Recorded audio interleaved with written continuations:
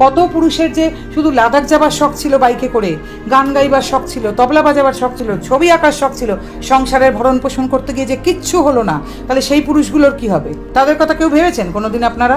তাদের ক্ষেত্রে তো বলেন না যে এত এত পুরুষ, এত এত শখ, সারা জীবন বিসর্জন দিয়ে গলা টিপে মেরে আজকে সেখানে এসে দাঁড়ালেন। তবে তাদের কথা তো কখনো আলোচনাতে শুনি না।